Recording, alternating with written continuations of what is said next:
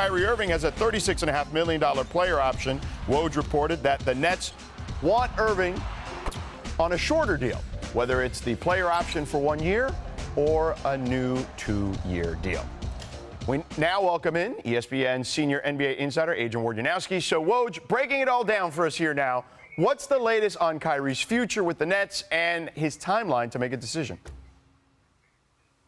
Yeah, George, Kyrie Irving has until Wednesday, 5 p.m. Eastern, to make a decision on that $36.5 million player option.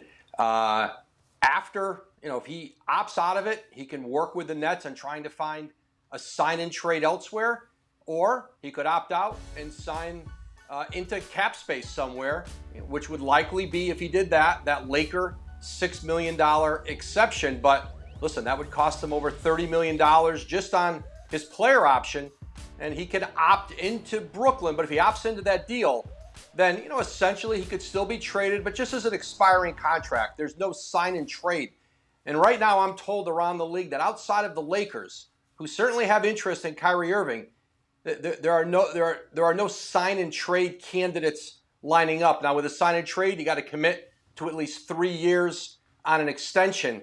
And the Nets, of course, would have to agree to take back whatever contracts, assets they could get. So Wednesday, 5 p.m. Eastern, again, that's when Kyrie Irving has to have a decision on that $36.5 million player option for next season. Woj, you mentioned the Lakers have shown interest, but are the Nets showing interest in what the Lakers potentially have to offer?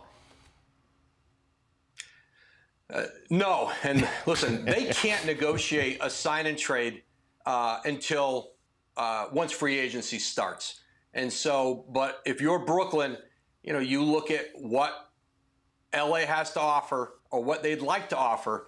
And outside of certainly Anthony Davis or LeBron James, there is not a package that perhaps would make sense for the Nets. And I think for Brooklyn, if Kyrie Irving walks, it certainly puts them in a difficult situation with Kevin Durant. I think, but also the idea of taking back, significant contracts, money moving forward, that may not make sense.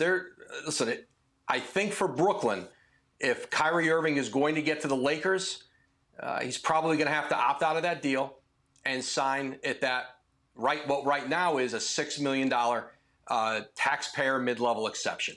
Okay. Now, how does all this impact Kevin Durant at the moment? Significantly. And certainly Brooklyn knows they've left themselves vulnerable for a trade request with Kevin Durant if Kyrie Irving leaves. And so clearly Irving wants a long-term deal in Brooklyn. It doesn't appear that the Nets' resistance remains to doing that. Kevin Durant wants to play with Kyrie Irving in Brooklyn. Certainly, I think he's tried to be helpful in leveraging Kyrie Irving to get that deal with the Nets. It's not happening and hasn't happened yet.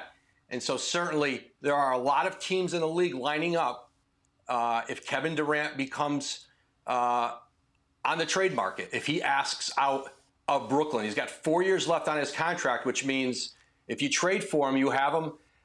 He can't become a free agent for you. He's going to play for you.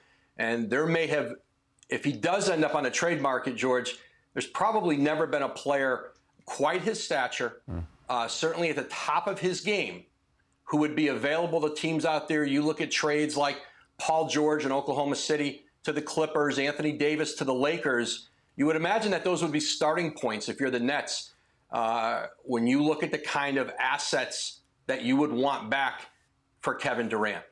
All right, so we're not going to hold you to this. So aggregators out there, chill out for a second. There'll be 29 teams lined up for Kevin Durant in that situation is the guess. But how many of those could potentially be, and it just could be a round number, are realistic in regards to both giving the Nets what they would want for Durant and Durant also being enticed to play there? Well, the second part of that, George, he's not really going to have say where he plays. He could be traded anywhere. He doesn't have a no trade. Now, there's certainly teams would measure, do we want to take on a Kevin Durant who's not enthusiastic about being here, but Kevin Durant loves to play, how competitive he is. And with 4 years left on his deal, he's going to have to play. And so that opens up I think lots of possibilities around the league. I think you look at rosters, you look at teams with high-level players, probably 25 and under, draft picks, and of course, teams can use third teams, fourth teams to do bigger deals to get the Nets the kind of assets they might want if that team doesn't have them. So certainly there's an ability to get creative out there, but you're right. I think 29 teams, maybe 28. I don't know if a return to Golden State would be in the cards, but certainly 28. And I think you would also have to surmise probably a trade to the Knicks in town. That would probably be a tough one. But if teams are willing to gather up the biggest pool of assets, I would imagine, and teams are preparing for that idea, you would imagine that the Kevin Durant trade sweepstakes, if we get there, would be perhaps unlike anything we've seen in this modern era. My goodness. Could be an interesting time here in the next couple of days. He's the best in the business, Adrian Wojnarowski. Woj, thank you so much for the time, man. Appreciate it as always. Thanks, George. You got Thanks for watching ESPN on YouTube. For live streaming, sports, and premium content, subscribe to ESPN+.